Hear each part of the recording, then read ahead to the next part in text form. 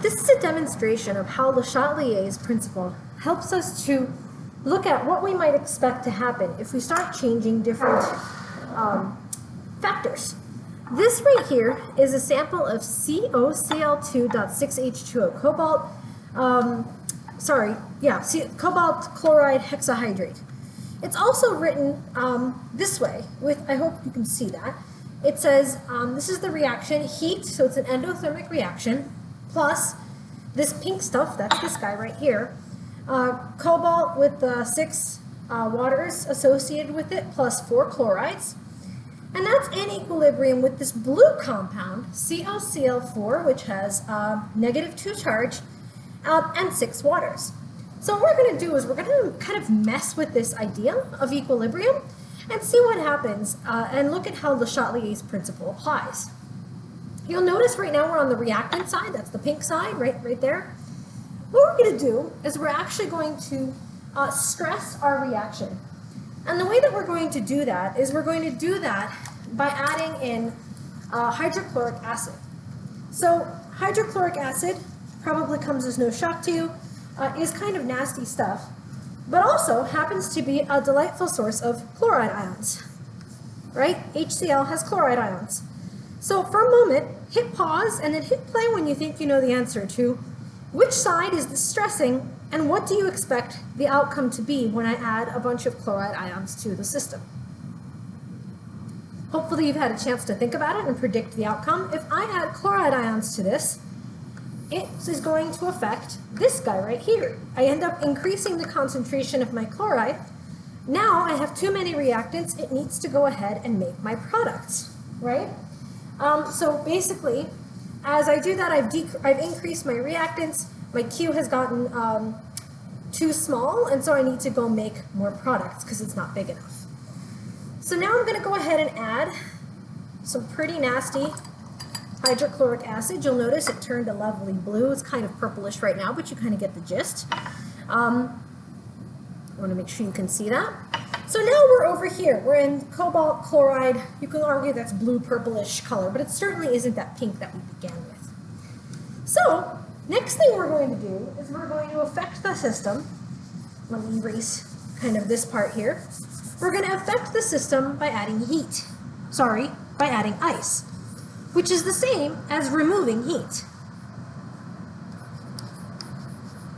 Now, if I remove heat, and heat happens to be on the reactant side, what do you think is going to happen when I added an ice cube? Hit pause and hit play when you think you know the answer. All right, so since I'm removing heat by adding an ice, what's going to happen is that reactant side is going to kick in because it wants to produce more heat to offset what I have just done. Remember, I'm changing K when I change the temperature. So now I'm affecting this thing by taking away the heat. It's going to make more heat, and so if all goes well, this thing should turn pink. Oh, it's getting there. Ooh, look at that lovely pink color. All right, cool. So now we've changed our value of K by now cooling it down. And of course, this would change if I allowed it to sit for a bunch of time. It might change. So now what I'm going to do is I'm going to kind of cheat a little bit. I'm going to add acetone. Now, acetone may not seem like a thing that is relevant or even something that you need to care about, but what acetone does is it actually has similar enough intermolecular forces to water that they actually kind of go off together.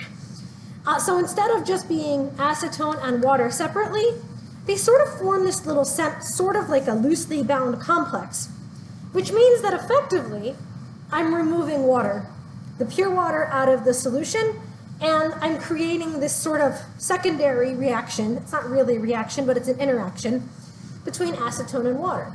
So I'm removing that. I'm stressing it by removing that, so the reaction now wants to go back and make more of the thing I just took out. So if I add in acetone, look at that lovely blue. It's back. All right? So if this isn't blowing your mind, then, I don't know. I find this just fascinating. I've done this a bajillion times, and it still is awesome to me every time. Finally, we're going to add one more thing to this. we're going to add in silver nitrate. Now you may be thinking, what the heck is the point of doing that? That has no benefit. You would be wrong, because silver nitrate in water becomes silver ion plus nitrate ion. And if you recall from Chem 1151, you will recall that silver ion plus chloride ion precipitates into AgCl, which means, which one are we going to be affecting? Let's predict what we think is going to happen. Hit pause and hit play and make sure you have an explanation as to why. All right, so here you are back. Let's say I add silver nitrate. Silver nitrate turns into silver ion and nitrate in water. I add in my silver ion. It complexes to this chloride to make AgCl, which is a solid, which effectively sort of removes some of that chloride ion. I've now decreased my chloride ion, which means LeChatelier tells me I have to make more of it. I've decreased my reactants, and in order to get back to K, I need to go back and make more of it. Which means, what should it be? It should be pink. Also, I better be forming a precipitate at the end of this. Let's see if it works.